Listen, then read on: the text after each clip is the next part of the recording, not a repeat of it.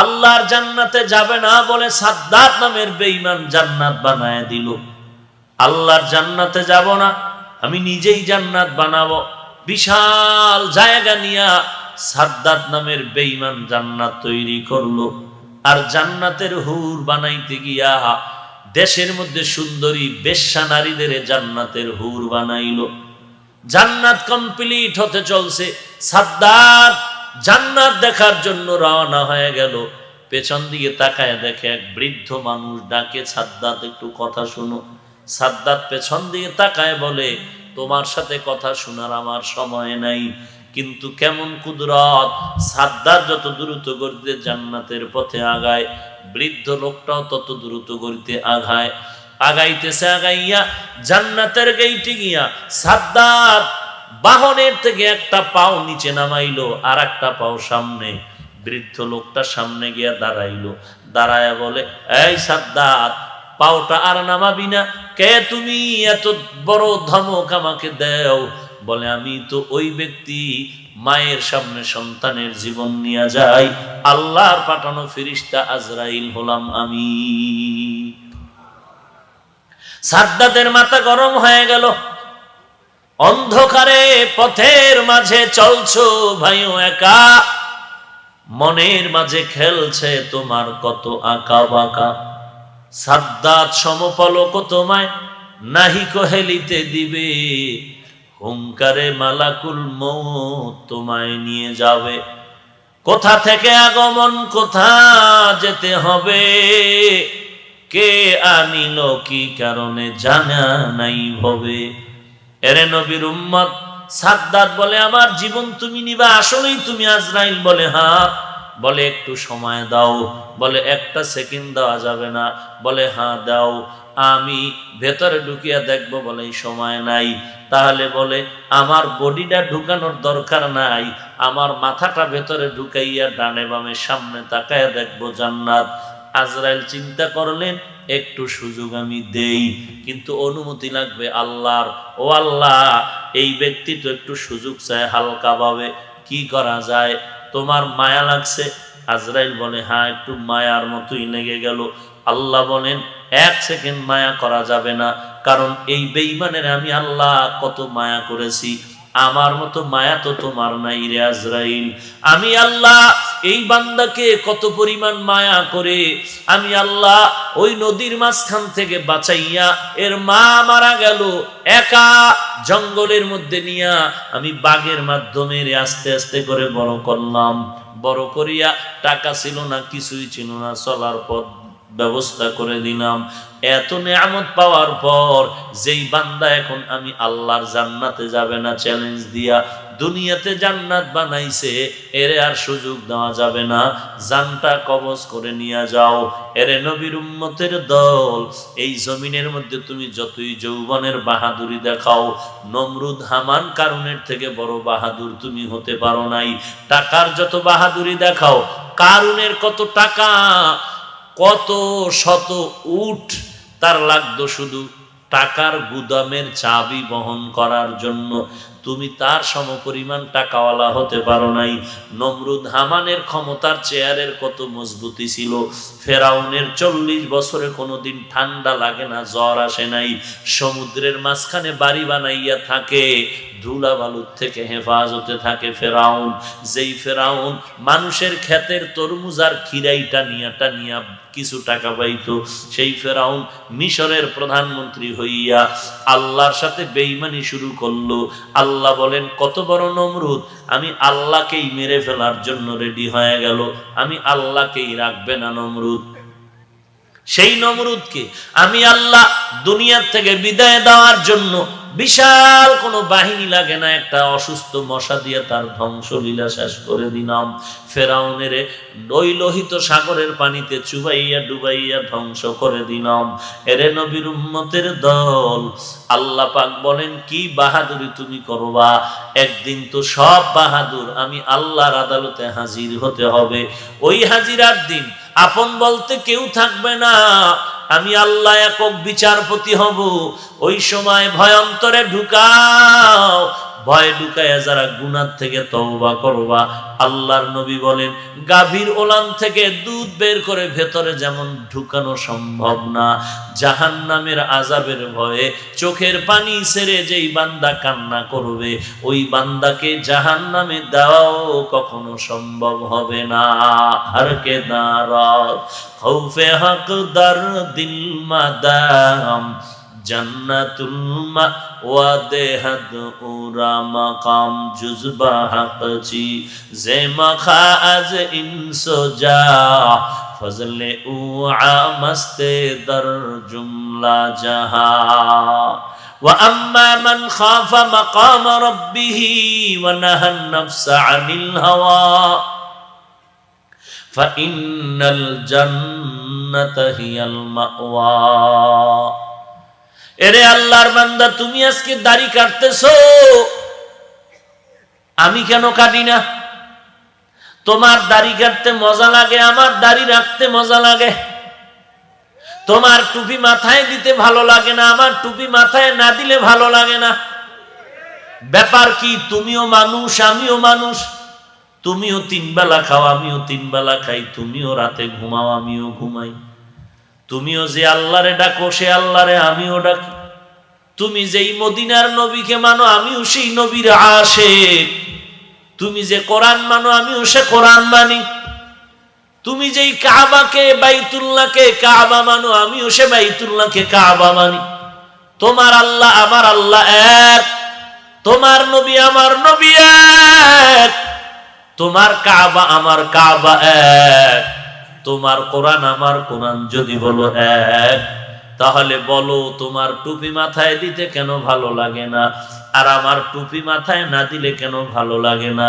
ব্যাপার আর কিছুই না, একটাই ব্যাপার, আল্লাহর কাছে হিসাব দেওয়ার ভয়। আমি যদি টুপিদারি ফালাইয়া শার্ট প্যান্ট টাই লাগাইয়া গান গাই রাস্তাঘাটে ঘুরি আর পিস্তল নিয়ে মাস্তানি করি, কেউ আমাকে বাধা দিবে না। কিন্তু না, এত স্বাধীনতা পাওয়ার পরেও এই শীতের মধ্যে ঠান্ডা পানি দিয়ে অজু বানায়া নামাজ পড়া লাগে। এর নামাজ বাদ দেওয়ার উপায় নাই। আজকে টুপি মাথায় দিতেছি, গরম আর ঠান্ডা বুঝি না, মাথার থেকে টুপি ফেলার কোনো চিন্তাও নাই। লম্বা গোল জামা পরলাম, নবীর সুন্নতের পোশাক লাগাইলাম। তুমি শার্ট প্যান্ট পরো, কতই না সুন্দর লাগে।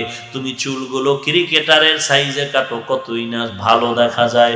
তুমি আজকে দাড়িটা কামাইয়া ক্লিন শেভ করে চলো, কতই ভালো লাগে। ওরে আল্লাহর বান্দা, তোমার ভালো লাগাটা এটা তো আমি বুঝি না, ব্যাপারটা এমন না। নাচ গান দেখলে দিল বড় মজা পায়, তুমি বুঝছো, আমি বুঝি না, ব্যাপারটা এমন না। এত কিছু বোঝার পরেও স্কুল কলেজে পড়লে চাকরি পাওয়া যাবে, টাকা পাওয়া যাবে, কম বুঝি না রে বাবা। মাদ্রাসায় পড়লে আর টাকা পয়সা তেমন পাওয়া যাবে না। কোরআনের মাদ্রাসায় পড়লে সরকার আমাদের মাথার তাজ বানায় দিবে না, আমাদের চাকরি হবে না, আমাদের কোনো ডিসিএসপি হওয়া যাবে না। মাদ্রাসায় পড়লে ডাক্তার হওয়া যাবে না, ডক্টর হওয়া যাবে না। মাদ্রাসায় পড়লে ইঞ্জিনিয়ার হতে পারবো না, মাদ্রাসায় পড়ে বৈজ্ঞানিক হতে পারবো না। তুমি কেন বলবা এগুলো জেনে শুনে কেন মাদ্রাসায় পড়লাম? মাদ্রাসায় পড়লে ইমামতি করে 5,000 টাকা বেতন পাবো, 6 মাস বাকি। কেমনে চলবে আমার স্ত্রী, কেমনে চলবে আমার সন্তান, কেমনে চলবে আমার ফ্যামিলি? তুমি চিন্তা করে সময় কেন নষ্ট করো? আমি চিন্তা করার পরেও কেন এই রাস্তা ছাড়ি না রে বাবা? আমাদের বিশ্বাস এবং বাস্তবতা এমন, তুমি যদি আল্লাহর লাইন বাদ দিয়া দুনিয়ার লাইনে চলতে গিয়া ডান হাতে 50 বাম হাতে 50,000 টাকা কামাই করো হালাল হারাম মিলাইয়া, তোমার ওই 1 লাখ টাকায় যেই বরকত তুমি পাও, আল্লাহর কসম করে বলি, আল্লাহর শুকর আদায়ার্থে বলি, ইমামের 5,000 হালাল টাকায় তার থেকে বরকত 1000 গুণ বেশি। তোমাকে এটা তো বুঝানো যাবে না রে বাবা। এবার তোমাকে একটা প্রশ্ন রেখে যাই, আমাকে 1 মাস পরে ভাড়ালে জবাব দিও। আমার দেশে গরু আছে, কুত্তাও আছে। একটা কুকুর বাচ্চা দেয় 5টা, আরো বেশি। কথা কও। গরুতে বাচ্চা দেয় একটা, কুকুর বাচ্চা দেয় 5টা, গরুতে বাচ্চা দেয় একটা। একটা কুকুর কেউ জবাই করে খায় না, বরং আমেরিকায় মিডল ইস্টের মধ্যে তাকায় দেখো, ইউরোপ আমেরিকার মানুষগুলো কুত্তা কোলে নিয়ে ঘুমায়, নিজের সন্তান এত আদর করে না কুত্তরে যেই পরিমাণ বেঈমানেরা আদর করে। অর্থাৎ কুকুর কেউ জবাই করে খায় না। গুলশান এলাকা জুমার নামাজ পড়াই, ওখানে প্রায় 7-8 জন যুবক আছে কর্মচারী, ওদের পুরা ডিউটি হলো কুকুরের খেদমত করা। এই 8 জন যুবক বেতন নাই, শুধু কুকুরের পিছনে খেদমত করে, আর কোনো কাম নাই। এরে নবীর উম্মতের দল, একটা কুকুর বাচ্চা দেয় 5টা, একটা কুকুর কেউ জবাই করে খায় না, আর একটা গরুতে বাচ্চা দেয় একটা। কোটি কোটি কোটি কোটি গরু জবাই হয় এই জমিনের মধ্যে। এইবার বাংলাদেশের মুসলমান মেধাটা খাটাইয়া আমাকে একটু হিসাব দেও, বাংলাদেশে কুকুর বাচ্চা দিল 5টা, কেউ খাইলো না। গরুতে বছরে বাচ্চা দেয় একটা, সবাই খাচ্ছে, দৈনিক হালাল ভাবে খায়। এরপরও বলো দেশের মধ্যে কুত্তা বেশি নাকি গরু বেশি? এর জবাব দিতে কোনো পণ্ডিত দাঁড়ায়া? অনেক কিছু শিখছো তো, গবেষক, কলামিস্ট, চিন্তাবিদ, দাঁড়াতো মানলে আন্দাজি কথা না, হাতে কলমে একটু দলিল দে তো ব্যাপারটা কি। কুত্তায় বাচ্চা দেয় 5টা, কেউ খায় না।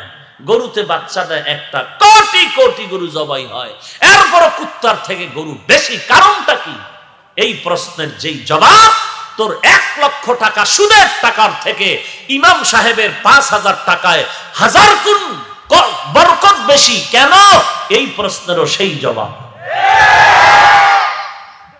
তুই আমারে গরুর প্রশ্ন বুঝাই দে, আমি আমারটা বুঝাই দেব। দে তোর মেধা কি পরিমাণ আছে, টেস্ট কর। তুই তো টুপিওয়ালাকে মোল্লা বলে ডাকো, টুপিওয়ালার মাথায় আধা পয়সার বুদ্ধি নাই। তোর কি পরিমাণ বুদ্ধি আছে বাপের বেটা, দাঁড়া, দে আমারে কুকুর আর গরুর এই বরকতের পার্থক্যটা বুঝাই দে।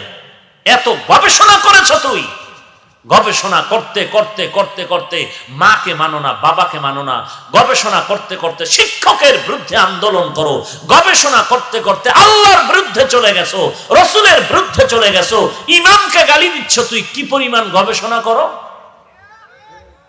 তোর মেধা কি পরিমাণ কাজ করে যে ইমামরে দেখতে পারো না? তোর মেধার গবেষণায় এত ধার যে আলেম সহ্য করতে পারো না, টুপিওয়ালা পছন্দ করো না, আল্লাহর বিরুদ্ধে কলম ধরো, নবীর বিরুদ্ধে প্রশ্ন করো, আলেমরে প্রশ্ন করে আটকায়া দাও।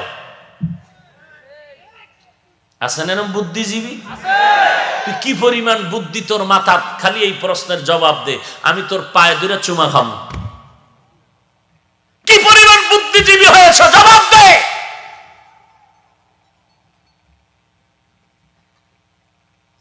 মাদ্রাসায় পড়লে কিছু হওয়া যায় না, কিছু হওয়া যায় না, হইতে হবে কি তাই বল। কি হতে হবে? কোরআন হাদিস পড়লে চাকরি নাই, টাকা নাই, সমস্যা কি? টাকা লাগবে কেন? খানার জন্য, বাঁচার জন্য। আল্লাহ যদি কয় আমি তোরে আসমান থেকে বাঁচায় রাখবো, আমার খামোখা ওখানে যাওয়ার দরকার কি? আল্লাহ যদি টাকা ছাড়া খানা দিতে পারে, তা আমার দরকার কি টাকার পিছনে দৌড়ানো? আল্লাহ যদি এমপি হওয়া ছাড়াই সম্মানের চেয়ার দিতে পারে, তো এমপির চেয়ার নিয়ে টানাটানির দরকারটা কি? কোন দরকার আছে?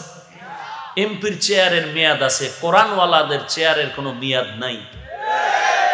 আওয়ামী লীগ হোক আর বিএমপি হোক, ডিসি আসুক আর এসপি আসুক, যেই আসবে এই জেলায়, এই থানায়, সেই হুজুরদের বড় হুজুরকে একটা সালাম দিবে, হুজুর আমি কিন্তু নতুন ওসি হয়ে আসছি আপনাদের এই থানায় তিতাসে, আমার জন্য একটু দোয়া করবেন। হুজুর তার সম্মানের জায়গায়, কোনো দল নাই, কোনো তরিকা নাই, সবার মাথার মুকুট হয়ে আছে। এই মুকুটের সম্মান কি সার্টিফিকেটে হয়েছে? কই? মাদ্রাসায় শুধু হাফেজ সাহেব, আলেমও না, হেফজো পড়ছে, এর যে এত দাম, সব এলাকার মানুষ বড় হুজুর কয়, সবাই দোয়ার জন্য, যে কোনো কামে আগে হের কাছ থেকে দোয়া নেয়। ওয়া আম্মা মান খাফা মাকামা রাব্বিহি ওয়া নাহান নাফসা আনিল হাওয়া ফাইন্নাল জান্নাতা হিয়াল মাওয়া। আল্লাহর দরবারে দাঁড়ায়া হিসাব দেওয়ার ভয়, অর্ধ জাহানের খলিফা ওমর 10 বছর দেশ পরিচালনা করলেন। ইন্তেকালের 10 বছর পরে প্রশ্ন করা হলো কবরের কি হালাত? হযরত ওমর বলে এখনো হালাত শুরু হয় নাই। বলে 10 বছর হলো এখনো শুরু হয় না, তো কি হইল? বলে 10 বছর দেশ পরিচালনা করলাম, তার হিসাব মাত্র শেষ হয়েছে।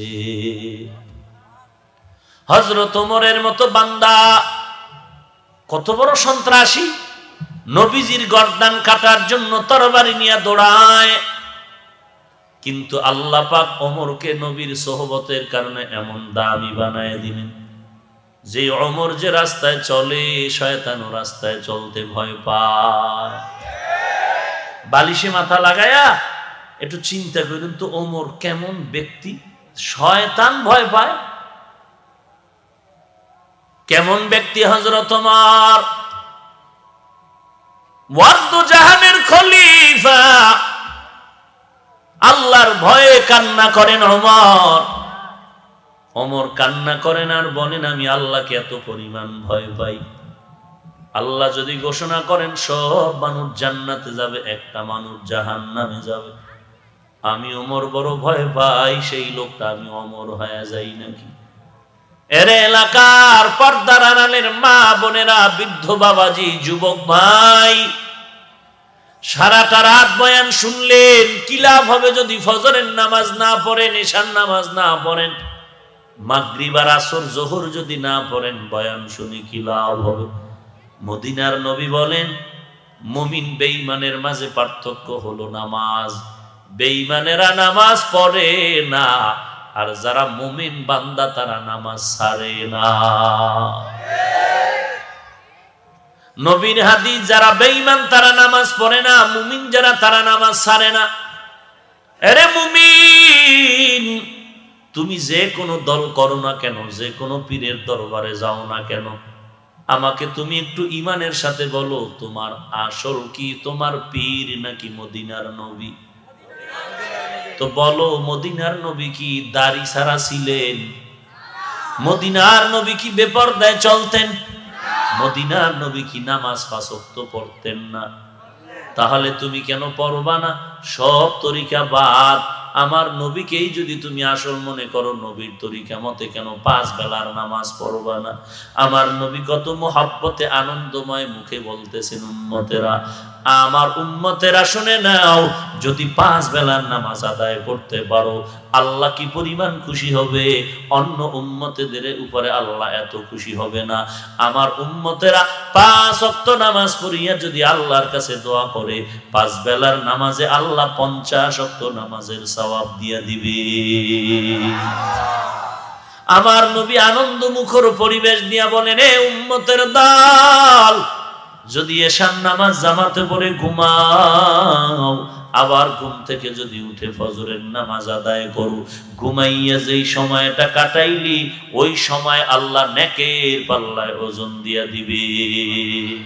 মকুন সুসুতি নামাজে পাঞ্জেগানা, ফাওয়াইলুল লিল মুসাল্লিনাল্লাযিনা, মুমিনারা ইনামাজে এমদাদে দা, ইস্তাইনু আয়াতে কুরআবা, আয়াতে কদ আফলাহারা, ইয়াদে কুন গৌর কুন্দর, মানি আজদিল সাদিকুন।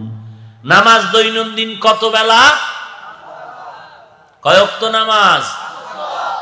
এটা কি কোনো পীরের তরিকা না মদিনার? এরে যুবক, তোমার মতো যুবক স্কুল কলেজে পড়ে 5 ওয়াক্ত নামাজ ছাড়ে না। তোমার মতো যুবক আজ র্যাব, আর্মি, পুলিশ, বিডিআর এর চাকরি করে নামাজ 5 বেলার নামাজ বাদ দেয় না। তুমি কেন পারবা না? তুমি ঘরে থাকো, মসজিদে থাকো, দোকানে থাকো, যেখানেই থাকো, 5 ওয়াক্ত নামাজ আদায় করে নাও। 5 বেলার নামাজ পড়ো, নবীর তরিকা মতে চলো। এই জমিনে আমার নবীর তরিকা কোনো হিন্দু মানবে না, খ্রিস্টান মানবে না, ইহুদি মানবে না, বৌদ্ধরা মানবে না, একমাত্র মানার মতো যারা তারা হলো নবীর আশেক মুসলমান। তুমি নবীর আশেক দাবি করো, মুসলমান দাবি করো, তোমার মাথার চুলগুলো কেন মদিনার লাইনে থাকবে না বলো? তোমার দাড়িটা কেন মদিনার তরিকায় হবে না? তোমার পোশাকটা কেন মদিনার তরিকায় হবে না? তুমি মুসলমান নবীর আশেক হয়ে যদি নবীর সুন্নত না মানো, বলো এই জমিনে আর নবীর সুন্নত কে মানবে? কিয়ামতের ময়দানে এ কথা মনে রাখবি, নবীর সুপারিশ ছাড়া জান্নাত যাওয়া যাবে না। আর নবী সুপারিশ তাদেরই করবে যারা নবীর সুন্নত মানবে। যারা মানবে না, আমার নবী কিয়ামতের ময়দানে বলবেন, সোহকান সোহকান, দূর হয়ে যাও, আমি তোর নবী না, তুই আমার উম্মত না। এরে নবীর আশেক উম্মতের দল, নবীজির তরিকা আমার জীবনের গলার মালা বানায় নাও। লেখাপড়ার পাশাপাশি নামাজ পড়ো, কেউ তো বাধা দিবে না। স্কুল কলেজ ভার্সিটি বলো, প্রত্যেকটা জায়গায় কিন্তু আলাদা নামাজের জায়গা আছে না নাই? আলাদা মসজিদ আছে, না হয় আলাদা রুম দিয়ে দিছে, লেখা আছে রুমের সামনে ছেলেদের নামাজের কক্ষ, মেয়েদের নামাজের কক্ষ। কত সুন্দর সুযোগ দেওয়া। এই সুযোগ পাইয়াও যদি বান্দা নামাজ না পড়ো, একটু চিন্তা কর, কয়দিনের যৌবনের বাহাদুরি করবি, আল্লাহর দরবারে কি জবাব দিবি? এলাকার যুবক, তোমার কত বন্ধু বান্ধব ছিল, এক সময় খেলার মাঠে আড্ডা দিয়েছো, আজ অনেকেই নাই। একদিন খবর হয়ে যাবে তুমিও নাই। লেখাপড়ার টেবিলে কত আড্ডা দিয়েছো রে যুবক, আজকে তোমার এই জীবনের কত বন্ধু বান্ধব চলে গেল। একদিন খবর হবে তুমিও জমিন ছেড়ে চলে যেতে হবে, থাকতে পারবা না। মনে করছো তুই আরো কয়েক বছর বাঁচবি, বয়স হয়ে যাবে, কোনো রোগ নাই। ওরে বাবা, দেখ তাকায়, এমন একটা দিন নেই যুবকের লাশের খবর নাই। প্রতিদিন মসজিদের মাইকে ইন্না লিল্লাহর আওয়াজ। আজকে এই এলাকায়, আগামীকাল আর এক এলাকার মসজিদে আওয়াজ আসতেছে। এরে বান্দা, তুই সুস্থ মানুষ, ঘরের মধ্যে যাবি, হঠাৎ তোর বুকে ব্যথা পড়ে যাবি, মরিয়েই যাবি। ভালো মানুষ, হঠাৎ খবর আসলো দুনিয়াতে নাই, কি ব্যাপার? কয় হঠাৎ বুকে ব্যথা, মাটিতে পড়ে গেল, দেখলাম আর জিন্দা নাই। অতএব হায়াত খুবই কম, আর বেশি যদি বাঁচো 60-70-এর মধ্যেই থাকবে, আর বাড়বে না। এরে নবীর উম্মতের দল, মরতে তো হবে, কি নিয়ে কবরে যাইতেছো চিন্তা কর, আর দুনিয়াতে কি রাখিয়া যাইতেছো চিন্তা কর। এমন কিছু অপরাধ করলি যে এলাকার মানুষ তোকে ছি করে তাড়ায় দেয়, ছেলেটা বড় অভদ্র, খারাপ। একটা সুনাম অর্জন করতে পারলি না, অথচ IABA পাশ করে ফেলেছ। অথচ আবার কত যুবকের সুনাম শুনলে চোখের পানি ঝরে, কলিজা ভরে দোয়া করতে মনে চায়। যখন দেখি সাদা দাড়িওয়ালা মুরব্বীরা প্রশংসা করে যুবকের, তখন কলিজা ঠান্ডা হয়ে যায়। হুজুর, ওই যুবকটা যদিও কলেজে পড়ে, কিন্তু সবার সাথে আদব রক্ষা করে কথা বলে, মা বাবাও দোয়া করে, 5 ওয়াক্ত নামাজ ঈশা মসজিদে পড়ে, যতক্ষণ এলাকায় থাকে মসজিদে গিয়ে নামাজ পড়ে। দোয়া হাত তুলিয়া করা লাগে না, এই কথাগুলো তোর জন্য দোয়া। একই ক্লাসে পড়ো, একই ক্লাসে, একই স্কুলে, একই কলেজে, অথচ তোর পাশের ছাত্র গিয়া ফট করে আজান শুনে নামাজ পড়ে আসলো, তুই বসে বসে মোবাইল টিপে সময় কাটাই। তোর বন্ধু ফজরে মসজিদে গেল, তুই মোবাইল চালাইতে চালাইতে ঠিক ফজরের 10 মিনিট আগে ঘুমায় গেছে। আরো কিন্তু রাতের বেলা ঘুমায় গেল, আবার ফজরের সময় উঠে নামাজে হাজির হয়ে গেল। ও কিন্তু সময় অপচয় করে না, টাইম মতো ক্লাসে হাজির। তুই আবার একটা অনুষ্ঠানের দাওয়াত দাও, সেখানেও হাজির। সব কাজ চলতেছে, তবে তোর মতো গাদ্দারি আর বেয়াদবি করে না, সময় অপচয় করে না। তুই যদি বলো বন্ধু বা একটু গল্প করিও, এমন একটা অজুহাত দিয়া চলে যাবে, তুই না সারিয়াও পারবি না। ও বলবে আমার এক জরুরত, যেতেই হবে বন্ধু, পরে আসতেছি। আর তুই ব্যবহার খারাপ করতে পারো, তোর বন্ধু নামাজি কখনো খারাপ ব্যবহার করবে না। ও তোরে হাসি মুখেই তোকে দূরে ঠেলে ও ওর কাজ করে যাচ্ছে, তুই বুঝতেও পারতেছ না। তুই মাঝে মাঝে খারাপ ব্যবহার করো, ও কিন্তু সইয়া নেয়। একটা গালি দিছো, ও হাসি মুখে কয় ভাই গালি দিস না, আমি আসতে পারি নাই, একটা জরুরি কাজে আটকাই গেছে। বাস, তুই তো গালি দিয়া গুনাহগার হইলি। আর ও গালি তো দিলই না, বরং তোকে এমন একটা উত্তর দিল যে তুই ঠান্ডা হয়ে গেলি। কিয়ামতের ময়দানে তাকায় দেখবি ওই বান্দা তোর ছাত্র ভাই জান্নাতে যায় আর তোর হাতে জাহান্নামের হ্যান্ডকাপ। চোখে তাকায় দেখবি। সেই শেখ মুজিবুর রহমানের ভাষণ যদি এখন ভিডিও ক্যামেরায় দেখাইতে পারে, এটা যারা আমগো 20 বছর আগের যারা ছিল এরাও কখনো কল্পনা করতে পারেনি। তো দুনিয়ার মানুষ এত কিছু যদি করতে পারে, সিসি ক্যামেরায় কি হচ্ছে না হচ্ছে সব দেখায়, তুই ক্ষমতা দিলেন কে মানুষের ব্রেনে? তো সে আল্লাহ পারবে না দেখাইতে? সব কিয়ামতের ময়দানে দেখা যাবে। ওয়াউজি আল কিতাবু ফাতারাল মুজরিমিনা মুশফিকিনা মিম্মা ফিহি ওয়া ইয়াকুলুনা ইয়া ওয়াইলাতানা মা লি হাদাল কিতাব লা ইউগাদিরু সাগীরাতান ওয়ালা কাবীরাতান ইল্লা আহসাহা ওয়া ওয়াজাদু মা আমিলু হাযিরা ওয়ালা ইয়াজলিমু রাব্বুকা আহাদা। কিয়ামতের দিন সব আল্লাহ ভিডিও সহ দেখাবেন। জমিন বলবে আমার এই জায়গায় বইয়া এই অপরাধ করছে। সব সাক্ষী হয়ে যাবে হাসরের দিন। অতএব ওই আল্লাহর কাছে দাঁড়াইয়া হিসাব দেওয়ার ভয়ে যারা গুনাহ থেকে তওবা করবে, আল্লাহ বলেন এর ঠিকানা জান্নাতুল মাওয়া। তওবা করো আল্লাহর কাছে, আর গুনার কাছে যাব না। লাভ কি? লাভ থাকলে মানুষ কাজ করে, লাভ কি? 10 দিন মিথ্যা কথা বলছো, একদিন ধরা খাইছো।